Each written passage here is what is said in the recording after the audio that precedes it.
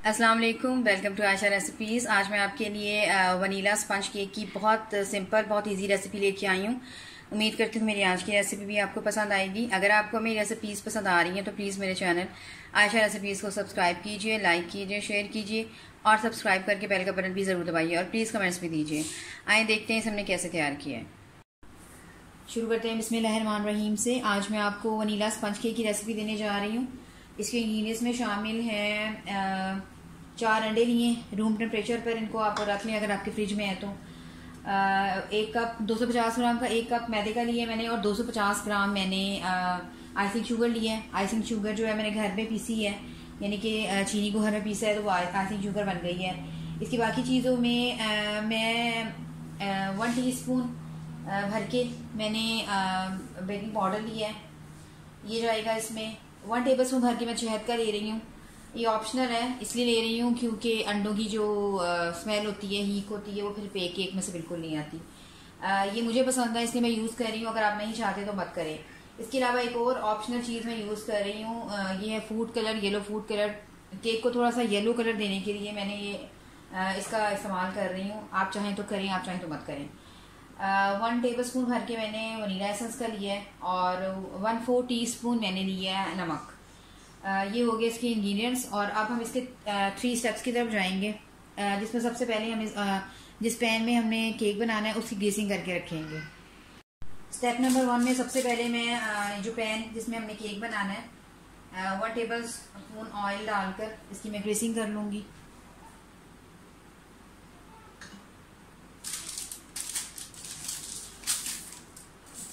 अच्छी तरह से ग्रीसिंग कर लें और बिल्कुल इसके नाप का पार्चमेंट पेपर या बटर पेपर, मैं बटर पेपर यूज़ कर रही हूँ, अच्छी तरह से नाप कर उसको भी थोड़ी सी ग्रीसिंग कर लें। थोड़ा सा ऑयल इसके ऊपर भी डालें और इसकी ग्रीसिंग करके अच्छी तरह से कर दें ताकि जो हमारा बटर पेपर है अच्छी तरह से साथ चिपक जाए। बस इसको एक साइड पे रख दें। अब हम आते हैं अपने सेकंड स्टेप की तरफ। इसके सेकंड स्टेप में सबसे पहले एक मैंने बॉल ली है, जो मैदा 250 ग्राम मैदा जो मैंने रखा हुआ है इसको हम छाननी में डाल देंगे और साथ ही हम इसके अंदर 1/4 टीस्पून नमक जो लिया था वो भी डाल देंगे और साथ ही 1 टीस्पून भर के मैंने जो 1 टीस्पून मैंने जो बेकिंग पाउडर लिया है ये भी डाल देंगे और इसको छान लें अच्छी तरह से।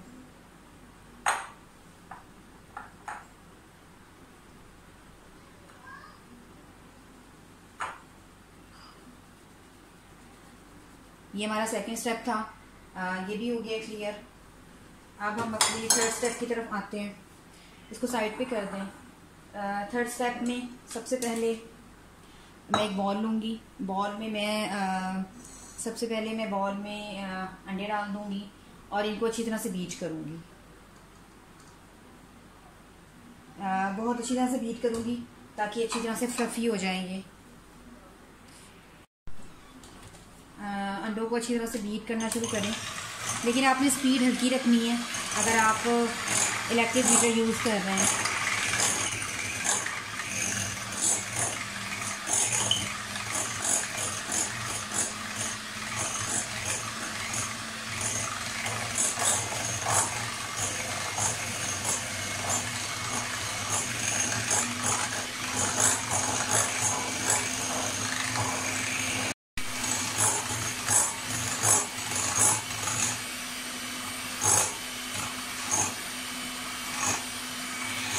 अगर आप इलेक्ट्रिक बीटर यूज़ कर रहे हैं तो तकरीबन 3 से 4 मिनट इसको बीट करें और अगर आप हाथ के साथ इसको यानी कि फेंट रहे हैं तो फिर आपने 6 से 7 मिनट लगेंगे आपको।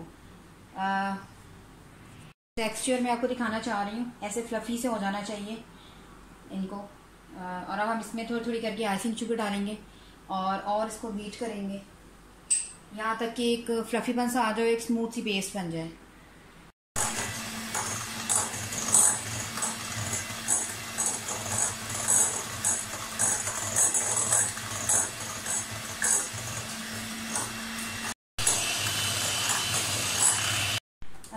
अच्छी तरह बीट हो गई है हमारी चीनी भी और अंडे भी। बस अब इसको छोड़ दें और अब इसमें आहिस्ता से थोड़ा थोड़ा करके जो हमने मैदा, बेकिंग पाउडर और नमक का जो मिक्सचर तैयार किया था, थोड़ा थोड़ा करके इसमें डालें। अब आपने बीटर यूज़ नहीं करना, सिर्फ हल्के हाथों से इसको मिक्स करना है ताकि इसकी लम्स वगैरह जो है वो बिल्कुल ना पड़े और साथ साथ निकलते रहें। मैं आपको बता दूं, केक बनाने का सबसे ज़्यादा दारोमदार जो है वो उसके शुरू के बीट करने पे है। जितना अच्छा आपने बीट किया होगा उतना अच्छा आपका केक का जो रिज़ल्ट है वो आएगा।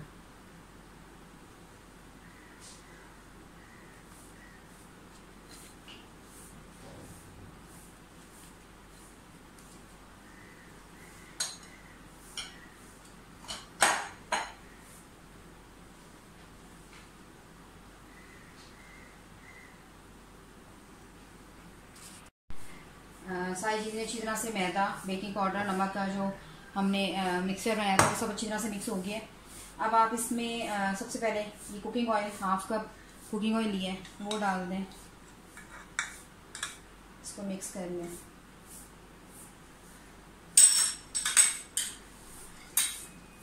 साथ ही शहद डाल दें,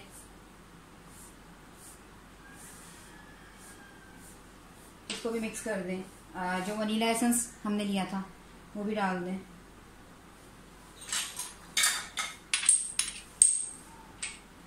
और साथ ही जो मैंने फूड कलर लिया था वो भी मैं शामिल कर रही हूँ। बस अब इसको मिक्स कर दें सब चीज़ों को अच्छी तरह से, किसी भी किस्म का कोई लम्स वगैरह नहीं रहने चाहिए। ऑयल भी अच्छी तरह मिक्स हो जाए और हमारी एक स्मूथ सी पेस्ट बन जाए।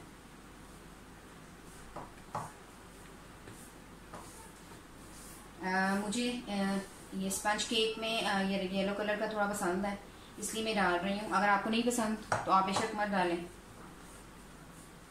इसके अलावा मैं जो केक है वो पैन में बना रही हूँ, नॉन स्टिक पैन में। आप चाहें तो कोई पतीली भी यूज़ कर सकते हैं।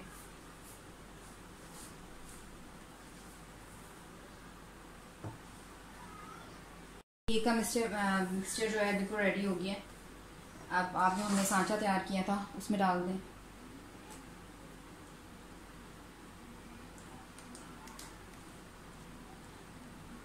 पैन मैंने मुझे 5 मिनट हो गए पैन को प्री हीट किए हुए। पहले मैं दरमियानी आंच पे इसको गर्म करूंगी, उसके बाद फिर 1 घंटे के लिए बेक होने के लिए रख दूंगी मैं हल्की आंच पे, बिल्कुल हल्की आंच पे।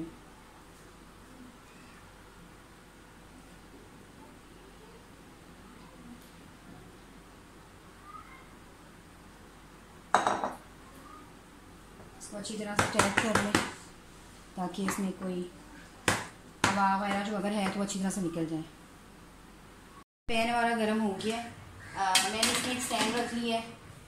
इस तरह का कोई भी स्टैंड आप रख सकते हैं, या मतलब कोई भी चीज़ रख सकते हैं जो स्टैंड के तौर पे यूज़ हो सकती है। 1 टेबल स्पून मैंने ऑयल डाला है इसमें, इसको गर्म करने से पहले। और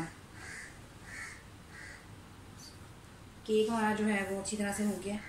अब मैं इसको लिड दे दूँगी ऊपर और बिल्कुल हल्की आंच कर दूंगी और 1 घंटे के लिए इसको मैं बेक होने के लिए रख दूंगी।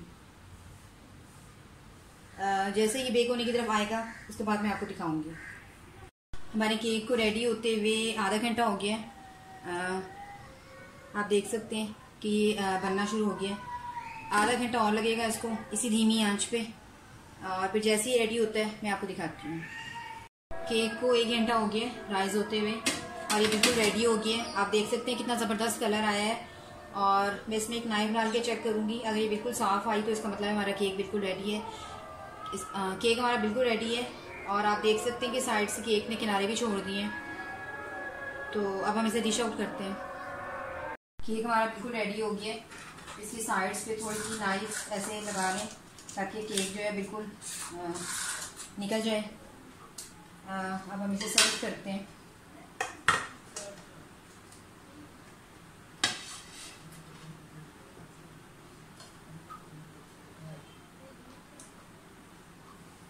आप देख सकते हैं कितना ज़बरदस्त हमारा केक तैयार हुआ है। बिल्कुल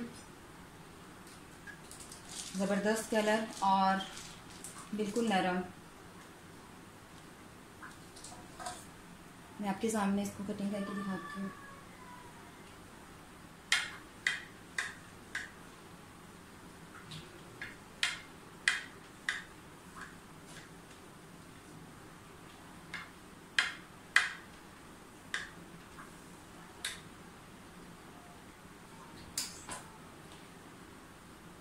आप देख सकते हैं कितना ज़बरदस्त तैयार हुआ है हमारा केक, और कितना स्ट्रेचेबल सा, बिल्कुल नरम, बिल्कुल परफेक्ट रेसिपी हमारी तैयार हुई है। उम्मीद करती हूँ मेरी आज की रेसिपी आपको पसंद आएगी। अगर आपको मेरी रेसिपीज़ पसंद आ रही हैं तो प्लीज़ मेरे चैनल आशा रेसिपीज़ को सब्सक्राइब ज़रूर कीजिए, और सब्सक्राइब करके बेल का बटन भी ज़रूर दबाइए, और प्लीज़ कमेंट्स भी दीजिए। अगली रेसिपी तक के लिए अल्लाह हाफ़िज़।